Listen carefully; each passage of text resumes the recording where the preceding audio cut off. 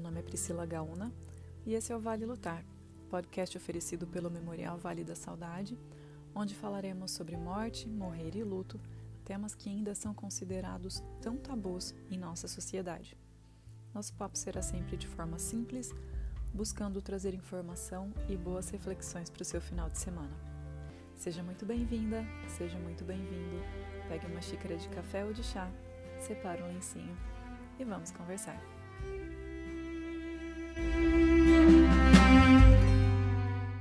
Durante o mês de julho, vamos falar sobre luto antecipatório. Você sabe o que é? Já ouviu falar? Tem alguma ideia? Bom, despedidas não costumam ser fáceis, certo? Principalmente quando precisamos nos despedir de alguém que amamos muito. E mais ainda, quando temos a noção do tempo que se esvai enquanto a morte se aproxima, de uma forma já não mais tão sorrateira. Pode ser que você já tenha vivido ou esteja vivendo uma situação meio que semelhante a essa. Você ou alguém que você ama muito recebe o diagnóstico de uma doença grave, né, potencialmente fatal. E o prognóstico é o mais difícil de ouvir. Falas como incurável ou ainda tentamos de tudo, sinto muito. Essas frases ecoam em seus ouvidos enquanto você ainda tenta entender se ouviu tudo direito. Não era para ser assim. Não agora. Não comigo. Não assim. Essa é a realidade de muitas pessoas hoje. Elas convivem diariamente com a proximidade do fim. E essa vivência não é fácil. Entrar em contato com a própria finitude ou com a finitude de quem se ama pode ser desafiador e muito doloroso.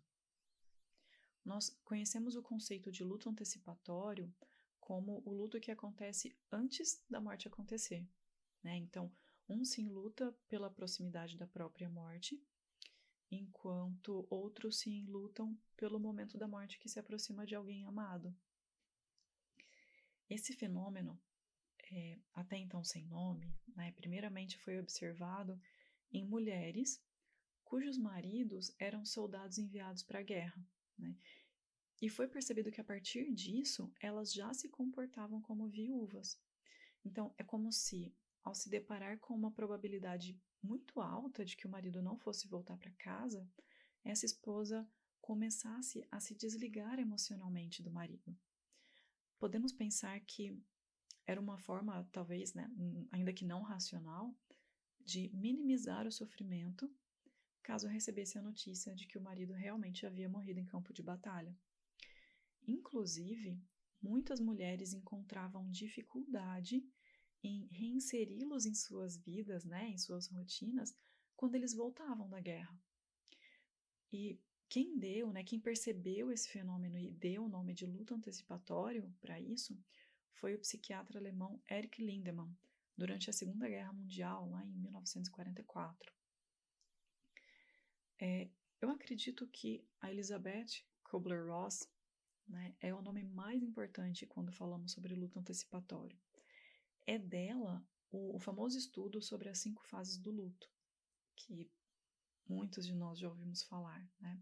Onde ela traz a negação, a raiva, a barganha, a depressão e a aceitação como sendo 5 estágios que uma pessoa diagnosticada com uma doença potencialmente fatal poderá lidar nessa sua vivência. Para deixar claro, ela diz que esses estágios não necessariamente acontecem nessa ordem ou ainda de forma igual para todas as pessoas que os vivenciam. Portanto, assim como no luto concreto, né, aquele que acontece após o falecimento de uma pessoa amada, o luto antecipatório também é único e completamente individual. E só lembrando que esses estudos são baseados nas vivências das pessoas que, a partir dos diagnósticos recebidos, precisavam encarar as suas próprias finitudes. Então, era o luto antecipatório da pessoa que estava doente, né?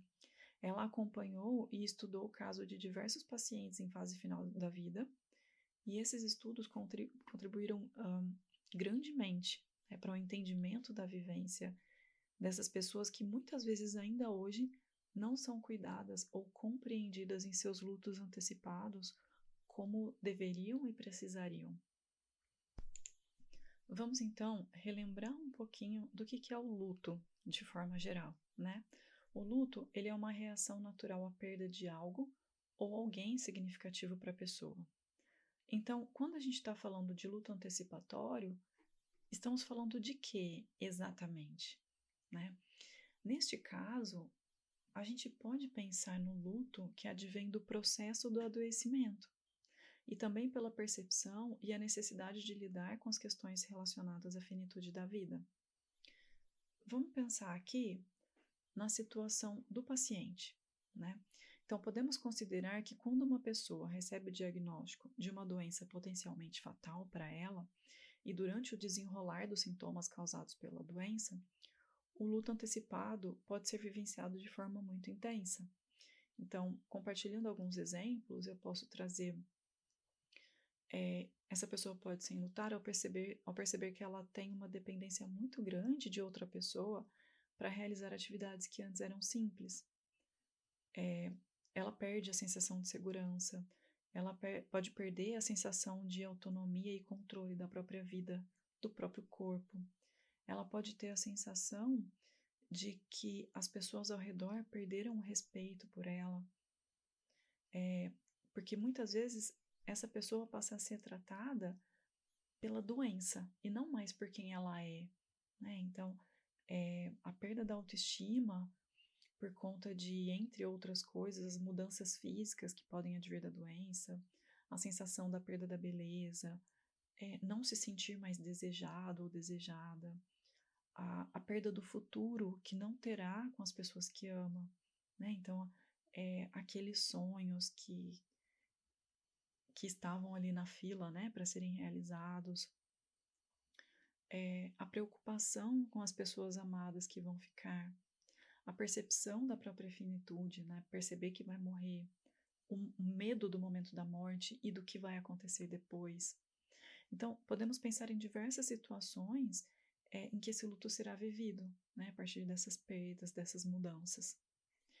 A família e os cuidadores também podem e possivelmente vão vivenciar esse luto antecipado quando tomam conhecimento de que alguém que ama recebeu um diagnóstico grave. As relações familiares podem ser completamente transformadas, né? Então, elas podem precisar ser reajustadas, reestruturadas a partir da ausência daquela pessoa que, em processo de morte, pode estar, por exemplo, inconsciente já há algum tempo. Então, ela fisicamente está ali, mas a consciência dela não, né? Então, pode ser muito difícil lidar com isso. Essas pessoas possivelmente precisarão enfrentar muitas dúvidas, muitas angústias, medo e até o sentimento de culpa que pode surgir, né? Além de ser preciso lidar com a percepção da finitude de quem ama, né? Essa sensação de despedida diária, né? O medo e a ansiedade que podem surgir a partir da vivência de algo que é tão desconhecido, né? E pode ser tão assustador também.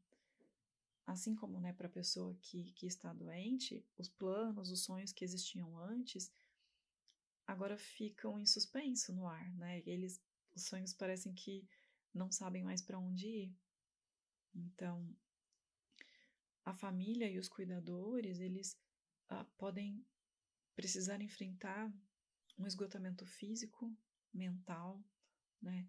E ainda a possibilidade de precisar lidar com desafios financeiros que podem acontecer por conta de custos com medicamento, tratamento, e tudo isso pode ser extremamente cansativo para todos, né? Mas e aí? Então, existe alguma outra possibilidade, né? Essa vivência pode ser de alguma forma ressignificada ou ter algum mínimo ponto positivo nisso, né? No próximo episódio, a gente vai conversar mais um pouquinho sobre isso. Hoje eu queria trazer para vocês um pouco desse conceito de luto antecipatório, de falar que ele existe e que é importante sim olhar para ele, Então, próximo episódio, vejo vocês aqui no próximo sábado. Combinado? Um abraço. Até lá.